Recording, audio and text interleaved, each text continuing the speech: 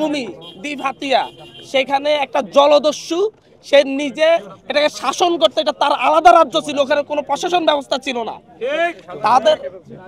তাদের প্রতিটা মানুষের হাতে গুলি, তাদের প্রতিটা মানুষের হাতে অস্ত্র।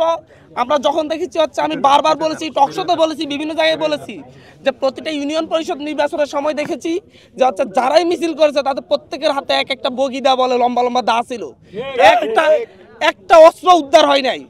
নেভি ক্যাম্পের পাশেই হচ্ছে আপনার হচ্ছে মোহাম্মদ আলী, সন্ত্রাসী মোহাম্মদ আলীর বাসা। তা নেভি ক্যাম্প থেকে 3-4 মিনিটের পথের পরে বাসা। সেখান থেকে মোহাম্মদ আলীকে অ্যারেস্ট করা হয়েছে, কিন্তু সেই জায়গায় সিলগালা করা হয় নাই। সেটার ভিতর থেকে আজকে যখন ছাত্র জনতা শেখ হাসিনার ভাষণের প্রতিবাদে ছাত্র জনতা যখন মিছিল করছিল, নিরস্ত্র ছাত্র জনতা, তাদের উপর গুলি করেছে। গুলিতে একজন মারাত্মকভাবে আহত হয়েছে। নেভিকে জানানো হয়েছে, সেখানে প্রশাসনের নেভি রেডি হয়েছে সেই দিকে যারা গুলি চালাচ্ছে তাদের দিকে অভিযান চালানোর জন্য, কিন্তু নেভি গেট থেকে বের না হয়ে আবার অদৃশ্য ইশারায় তারা ভিতরে ঢুকে গেছে। এখন পর্যন্ত সেখানে মানুষের উপর গুলি চালানো হচ্ছে রাস্তায় অবস্থান করে, এবং শেখ হাসিনার নামে স্লোগান হচ্ছে, সেখানে বসে বসে মোহাম্মদ আলীর নামে স্লোগান হচ্ছে একটা সন্ত্রাসীর নামে। তাহলে এদেরকে যারা এজাহারভুক্ত আসামি তাদের পর্যন্ত অ্যারেস্ট করা হয় নাই, যারা হত্যা মামলার আসামি বিভিন্ন কারণে তাদের অ্যারেস্ট করা হয় নাই। তাহলে স্বরাষ্ট্র উপদেষ্টা করছেটা কি বাংলাদেশে? তার কাজটা কি?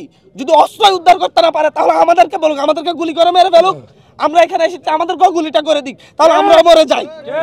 যদি আওয়ামী লীগের হাতে অস্ত্র থাকে তাহলে আমরা জীবিত থেকে লাভ কি? আমাদেরও মরে যাওয়া উচিত।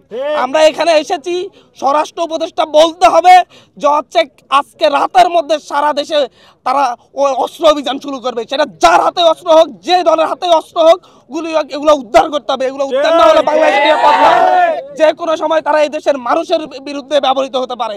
আজকে আমার ভাই আহত হয়েছে, যে কোনো একজন, তার মধ্যে 4জন আহত হয়েছে, একজন মারাত্মকভাবে গুলিবিদ্ধ আছে। সে যদি শহীদ হয়, তার যদি কিচ্ছু হয়, তাহলে স্বরাষ্ট্র উপদেষ্টা থাকতে পারবে না।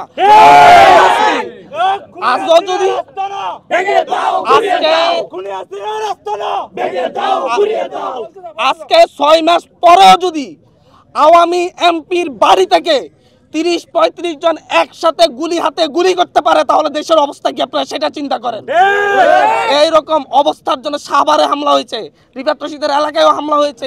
এগুলো কোথায়? এই আওয়ামী লীগ এখন এই সন্ত্রাসীগুলো, এরা তো সন্ত্রাসী, চিহ্নিত সন্ত্রাসী, এদের বিরুদ্ধে কেন অভিযান চলছে না? অস্ত্র উদ্ধার করতে এই উপদেষ্টার, এই প্রশাসনের ম্যাজিস্ট্রেসি পাওয়ার দেওয়া হয়েছে সামরিক বাহিনীকে। সামরিক বাহিনী ম্যাজিস্ট্রেসি পাওয়ার নিয়ে কি করছে তারা আসলে? তারা কি শুধুমাত্র শত কোটি টাকা খরচ করার জন্য মাঠে আছে? তারা যে আমার এলাকায় গিয়ে তারা যে 100-150 জন ফোর্স নিয়ে যে তারা অবস্থান করছে, এটা ভাড়া দিচ্ছে, বিদ্যুৎ বিল দিচ্ছে, প্রতিদিন খাচ্ছে, এগুলা কেন হচ্ছে? যদি একটা অস্ত্র উদ্ধার করতে না পারে, তারা আজ পর্যন্ত 10টা অস্ত্র উদ্ধার করছে, এরকম একটা নিউজ দেখা। আচ্ছা, আপনারা তো এখন পুলিশ বাধা দিয়েছে, আপনারা তো অবস্থান করব, এবং হচ্ছে স্বরাষ্ট্র উপদেষ্টাকে অবশ্যই এসে গিয়ে বলতে হবে যে হচ্ছে সে অস্ত্র অভিযান শুরু করবে। আমরা কোনো দাবি জানি না, আমরা মনে করি আওয়ামী লীগের হাতে কোনো অস্ত্র থাকতে পারবে না, প্রত্যেকটা সন্ত্রাসীকে অ্যারেস্ট করতে হবে। এখন অস্ত্র অভিযান করতে 6 মাসে এমন কি সমস্যা হয়েছে যে অস্ত্র উদ্ধার করা হয় নাই বাংলাদেশ থেকে? আমি স্বরাষ্ট্র উপদেষ্টার সাথে কথা বলেছি, স্বরাষ্ট্র উপদেষ্টাকে ফোন দিয়েছি, উনি ফোন ধরেন নাই। উনি হয়তো এই সময়ও ঘুমাচ্ছেন। ওনারা এসি রুমে ঘুমানোর জন্য ওনারা উপদেষ্টা হয়েছেন এই রক্তের উপর দিয়ে।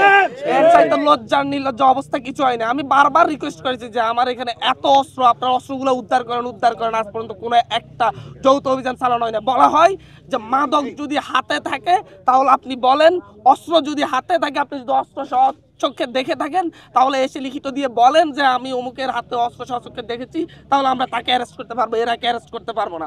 মানে ওনাকে হাতে ধরেও তুলে দিতে হবে, অস্ত্র নিয়ে মানুষ ঘুরবে মনে হয়। এর চাইতে নির্লজ্জ তার কিছু নেই। তাহলে আপনারা অবস্থান করছেন? জি, আমরা অবস্থান করছি। আচ্ছা, সাভারের বিষয় নিয়ে